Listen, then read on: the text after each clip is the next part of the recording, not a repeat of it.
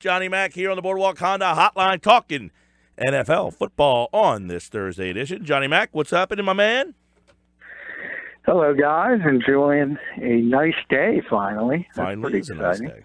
Yeah, temperatures are starting to go up. You know, Johnny Mac, Ryan Shazier was the guy that banged the drum last night at the Pittsburgh Penguins game. Makes me think about the fact that the Eagles are going to open the preseason at home against the Pittsburgh Steelers. Yeah, it would be nice if Ryan Shazier was able to play, but that's obviously not going to be the case. And, you know, it's always exciting when you see actual games put on the schedule. And obviously preseason football is preseason football. And it really, in today's era, it's become less important, I think, than ever before as far as evaluating players. But it's always nice to see a dress rehearsal and little Keystone State battle to start the preseason. Could be worse. Yeah, it's become less and less important to evaluate players. What is the preseason for then now? Well, to make money. You get to charge the same prices. So that's the cynical of us, and I'm among men, will certainly point to that. From evaluating standpoint, I think coaches, it's always been a sort of a balancing act.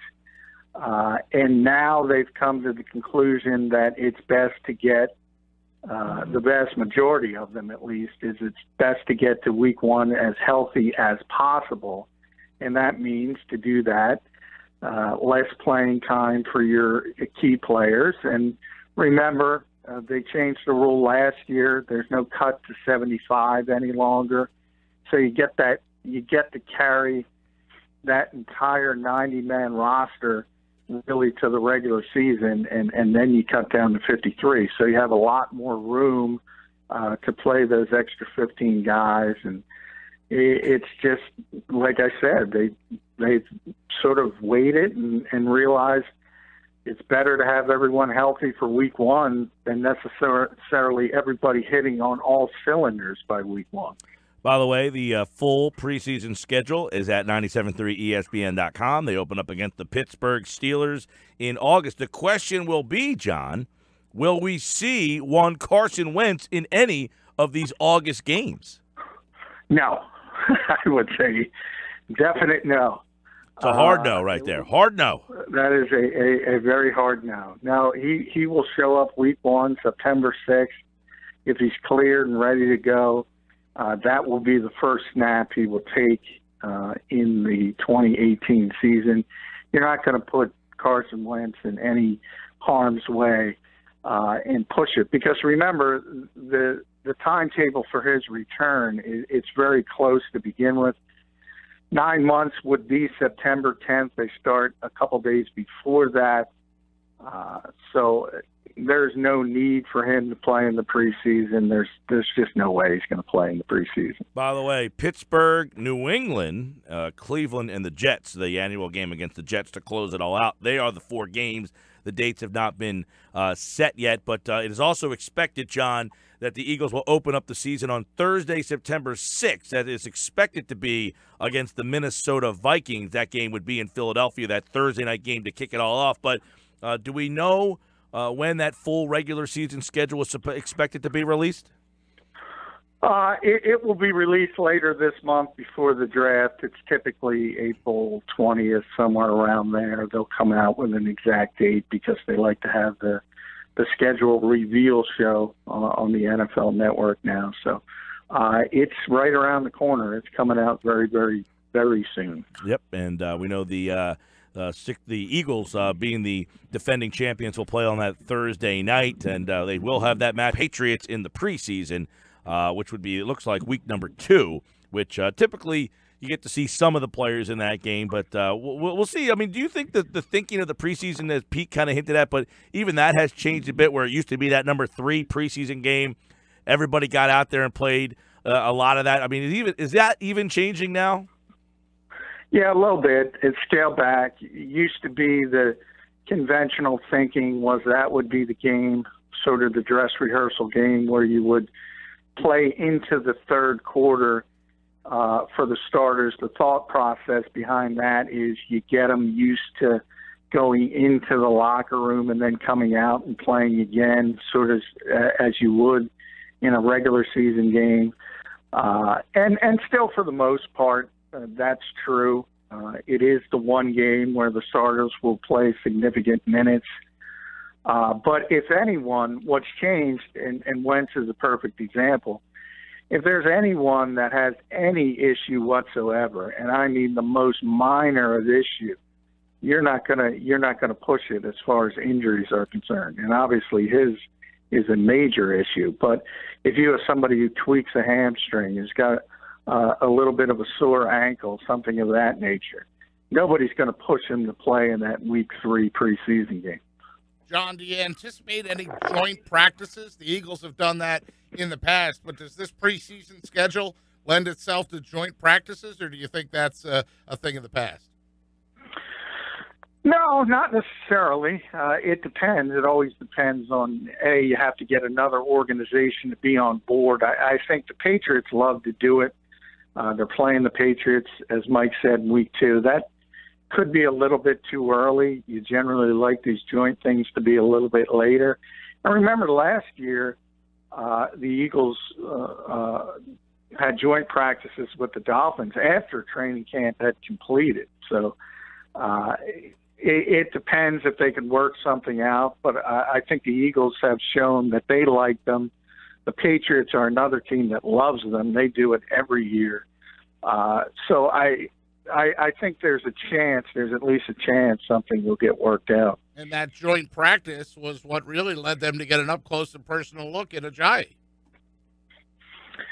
Yeah, and a lot of, I remember everyone got excited because Ndamukong Suh kind of said, I play for the Eagles for free after watching how the Eagles practice versus the Dolphins practicing, which, as I said, I think says more about Adam Gase than anything. But it turns out Ndamukong's going to play for $14 million, so that's a little bit more than free.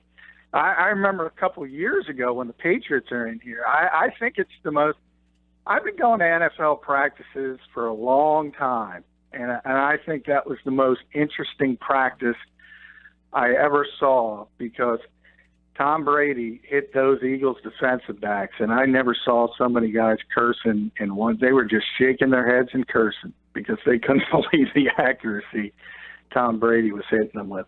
Well, they'll get a chance to see Tom Brady in the preseason. We also got a lot of other NFL news and notes. The draft is coming up, and John, as you write at 973ESPN.com, it's tough to really pinpoint what the Eagles were going to do at number 32, but they are showing some interest in a certain position, as you write about. Tell the listeners at what position and a guy that they could be interested in at number 32 or somewhere in the draft. Yeah, they're showing a lot of interest in Darius Geis, the running back from LSU, and he's got a chance to be there because of that position tends to get a little bit pushed further down the board, and he's a guy the Eagles have a first-round grade on. A couple sources told me that. So if you think about it, most scouts have told me there's about 20 to 22 or 23 first-round grades in this draft. So if you get a first-round grade at 32, I think that's the scenario that the Eagles would stay put and have to take the particular player. And they're going down. This is rare. I mean, they went down to Baton Rouge today, and they're going to work out Darius Geis tomorrow. And then they're bringing him to Philly for a visit, for a top 30 visit early next week. So it's rare you do both because obviously you can do all the due diligence you need, one or the other, but it's pretty clear they want to spend a lot of time with this kid to see what he's about. And that could work in both ways. I mean, they could spend that time and say, okay, we don't want him. Or they could say, this kid's going to be a home run. And what is clear at this point is they have significant interest in him. Yeah, and Geis is an interesting guy and, SEC guy. Are you getting an indication that offense is the way that the area that they want to add to in that first round, if they in fact stay there? Yeah, I think those most of what we look at, and again, there's not a lot of significant needs with the Eagles but I think there are more on offense than defense. Running back is one because you have to be concerned. You lose LeGarrette Blount, and Jay Ajayi has some chronic knee issues. You got to be concerned with that. And as good as Corey Clement performed in very limited opportunities, he's still an undrafted rookie. And if you expect him to be sort of the second guy in a two-man rotation, that's a big uptick in volume as far as playing time goes. So there's no guarantee he'll be able to perform at a similar level as teams get more and more used to seeing him on the field. We've talked about tight end a lot with Zach Ertz. They did manage to sign Richard Rodgers. Trey Burton's gone. Brett Selleck's gone. So they need bodies there. And also left tackle, Jason Peters. Even though he's back this year, there's no doubt about it. You still have to think about the heir apparent. And as well as Big V did in replacing Jason Peters, I get the feeling the Eagles are not completely sold that he's going to be the ultimate replacement for Jason Peters. Right. Sports Bash Live, 97.3 ESPN. John McMullen here on the Boardwalk Honda hotline at JF McMullen on Twitter, and some NFL news and notes out there is the story with the Seahawks and Colin Kaepernick apparently had a workout planned with the Seahawks, and that was scrapped here, according to Adam Schefter. Adam Schefter here. What are the details behind on Kaepernick and the Seahawks? Well, you got dueling narratives. They scheduled a visit, and it was canceled by the team. Now, the Kaepernick camp is claiming they asked him to guarantee he would stop kneeling during the national anthem. He was not willing to go that far. The Seahawks, on the other hand, say they just wanted to hear what his plan was moving forward, and they wanted to hear what he had planned, whether he was going to continue kneeling and as far as the grievance he has underway with the NFL Players Association against the NFL. They wanted to know what he was going to do about that. He was not willing to offer a plan from their perspective, so they canceled the visit. And as I wrote on Twitter, it continues to be used as a political football by both sides. It's terrible, really, what ideologues on each side of the political fence are doing with this. Yeah, and that, according to Adam Schefter, that the workout was postponed over, his stance. That basically, he essentially what I read, John, was that he hasn't come up with a stance yet, right? Correct. I don't know if he has or hasn't. I don't think anybody knows. But the Seahawks asked him what his stance was going to be moving forward, not just with the kneeling, but also with the grievance. And he was not willing to commit to a certain plan. And from that point, the Seahawks kind of pulled the plug. So maybe he does have a plan, but he's not making it public to Seattle or any other teams. John, the news comes out today that Vontaze Burfict is officially suspended 4 games for PEDs. Boy, if you're the Bengals, when's enough is enough with this guy? Yeah, I mean, the Bengals have been one of those teams willing to take chances with players that have had some issues, and that's another one with Eric Reed because they supposedly asked Eric Reed not to kneel during the national anthem. So you automatically have people conflating the two issues and saying you stand by a guy like Burfict who's been suspended, not only for violence on the football field, but now for PEDs.